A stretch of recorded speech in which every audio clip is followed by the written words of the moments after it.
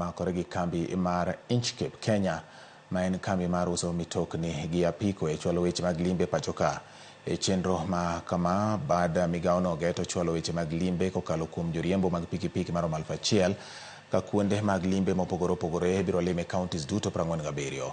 Piem mag pikipiki manengogi ni malo osebedo ka idho pachoka ka thoth ji limo kuonde ma yudore e kor gwenge.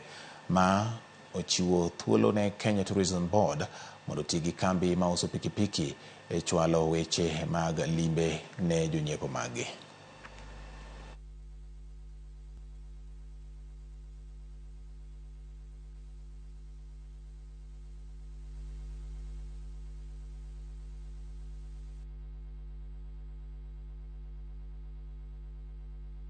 I'd like to say that Kenya is known for its breathtaking landscape and diverse terrain, and we are gearing up to become a hub for adventure touring enthusiasts. We are looking to attract more than 500,000 riders across the continent to come and tour Kenya and experience the diverse offering and experiences that we have as a country.